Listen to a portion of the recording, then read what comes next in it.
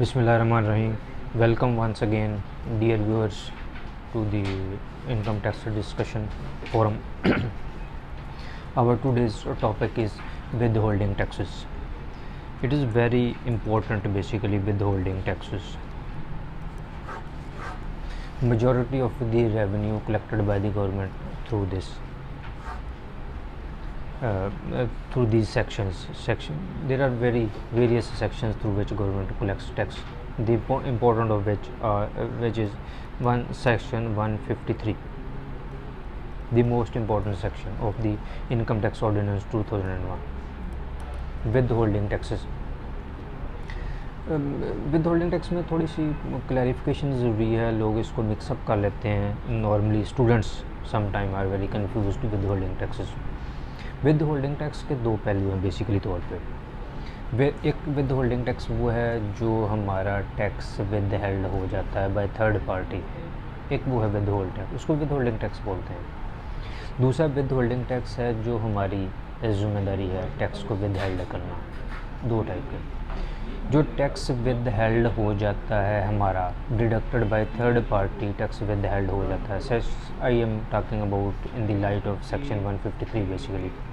वो हमारा advance tax है. इसको हम बाद में डिस्कस करेंगे. सबसे पहले हम डिस्कस कर रहे हैं as a tax withholding agent हमारी जिम्मेदारी क्या है, कब हमने टैक्स विद हेल्ड करना है. ऑर्डिनेंस क्या कहता है इसके बारे में. Every prescribed person shall deduct tax while making payments. Every prescribed person mean हर वो पर्सन जिसकी ये जिम्मेदारी है कि जब वो पेमेंट करे तो वो टैक्स विद हेल्ड करे, उसके बाद वो पेमेंट करे और पेमेंट करे क्रॉस चेक से वो, और टैक्स विद हेल्ड करे. टैक्स विद हेल्ड करके उसका चलान क्रिएट करे और चलान क्रिएट करके उसको वो नेशनल बैंक में जमा करवाए. ये बेसिक उसका है. अब ये क्वेश्चन यहाँ पे क्रिएट होता है, टैक्स किसने विद हेल्ड करना है, किस टाइम पे विद हेल्ड करना है, कितने % पे विद हेल्ड करना है, किसका करना है, किसका नहीं करना. It is very important to clarify है. सबसे पहले हम देख लेते हैं किसने करना है. Who is the prescribed person, who is the with holding agent. It is the duty of the duty of the prescribed person withholding agent to deduct a tax. I am sharing with you a list of the persons who are basically described by the ordinance. These are withholding agents.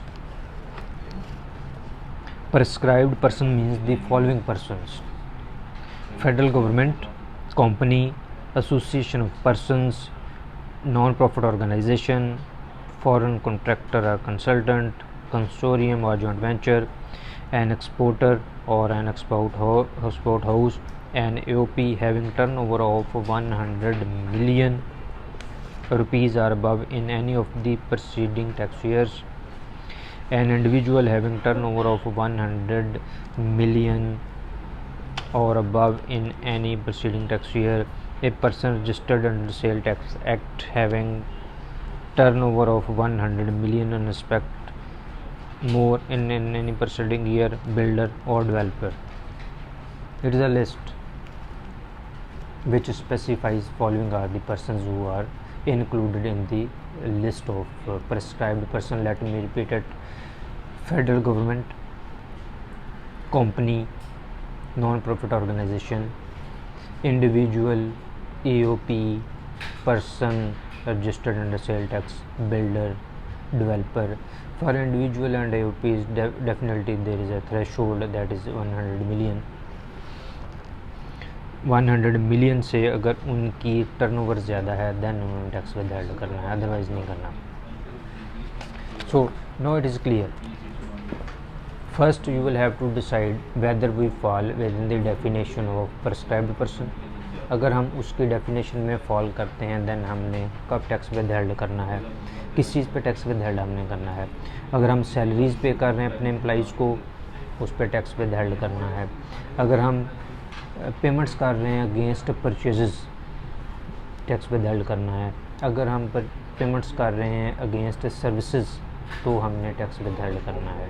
Normally section 153 I am specifically talking about section 153 में अगर आपने purchase की हैं और उन purchase की amount 75,000 rupees को cross करती है during a year from a single party, then you will have to deduct tax. अगर 75,000 से कम है, बेशक वो सिंगल ट्रांजैक्शन है, बेशक इससे ज़्यादा है, देन आपने टैक्स विदहेल्ड नहीं करना है। 75,000 रुपीज़ से ज़्यादा की अगर आप पेमेंट करने लगे हैं किसी एक सिंगल पार्टी को during a single tax year, then आपने टैक्स विदहेल्ड करना है। किस परसेंटेज पे करना है और कितना अमाउंट की करनी है ये already described, but it is very important to note here. आपने जब पेमेंट करनी है किसी को, उस वक्त ये भी आपने चीज़ देखनी है जिसकी आप टैक्स विदहेल्ड कर रहे हैं वो इंडिविजुअल है, एओपी है या कंपनी है, वो टैक्स फाइलर है या नॉन फाइलर है। इन चीज़ों के ऊपर रेट डिपेंड करता है। फाइलर के रेट्स जो हैं डिडक्शन के कम हैं, नॉन फाइलर के ज़्यादा हैं, definitely we are all aware about that. इस चीज़ का आपने हमेशा ख्याल रखना है जब आप टैक्स विदहेल्ड कर लेते हैं। Suppose that you are going to pay 10 lakh rupees to somebody, to some other person against purchases, and you have to deduct tax at the rate of 5%. let's suppose 10 lakh रुपए आपने उसको पे करना है, उसमें से 5% आपने टैक्स विदहेल्ड करना है। जो नेट अमाउंट है वो आपने क्रॉस चेक से पे करनी है, और जो अमाउंट टैक्स आपने विदहेल्ड कर लिए उसका आपने चलान क्रिएट करना है। चलान क्रिएट करके आपने बैंक में जमा करवाना है, और उसकी कॉपी जो है उसको आपने प्रोवाइड करनी है एज एविडेंस कि आपका टैक्स विदहेल्ड हो गया हुआ है। और जिस दिन आपने टैक्स विदहेल्ड कर लिया उसके विदिन 30 डेज़ आपको ये काम करना है टैक्स विदहेल्ड करने का।